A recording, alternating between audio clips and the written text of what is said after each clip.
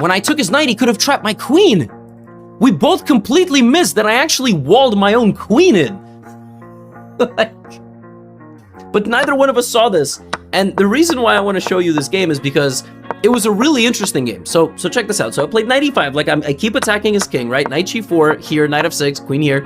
And here, I'm much, much better with black if I move my king and I bring my rook and I just launch this devastating double rook and queen attack. Instead, I went for something pretty epic. So I went for knight takes h2 sacrifice. He takes. I bring in my second knight. He goes rook f2. And what's insane about this position is that the computer wants to take the bishop instead of taking the rook.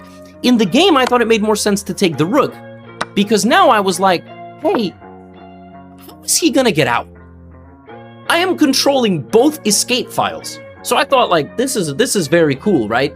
He went rook g1, I played queen e5. He can't take my queen because it's a pin, he has no checks, and I'm just gonna double up my rooks. He went rook g2, I went rook h5. I thought, I am so clever. Look at this, I'm gonna double up my rooks. I mean, he can't move at all. He went king g1. Bro, I still went rook h8. I still went rook h8. Look at this move. He can't take my queen because rook h1 is mate. When I was playing this game, I felt like a genius, and yet deep down, I knew I don't actually have a threat.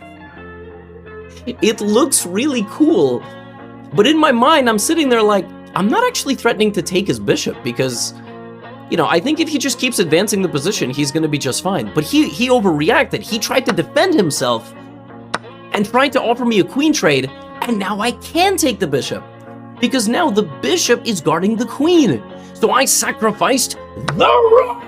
Rook takes h2. And if he takes with the rook, I take his queen. If he takes with the queen, I take the rook. If he takes my queen, I take the rook check. Then I take back, and I am winning because I have rook for knight.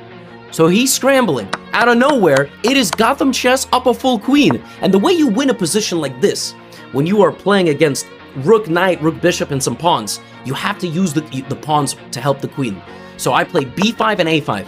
The pawns are not just going to promote, they are going to mess up the coordination of the enemy position. The pieces will be removed from the better squares. So look, he's trying to set up a good defense. He's actually doing a very nice job. This is very annoying, but I have more pawns. That's the problem. If I didn't have these pawns, we would have a defensive fortress, but ultimately what happens is I just keep poking at his position, I push his king back, and now he's just totally dominated, right? My pawns, my king, my queen, all coordinated, push him into the corner.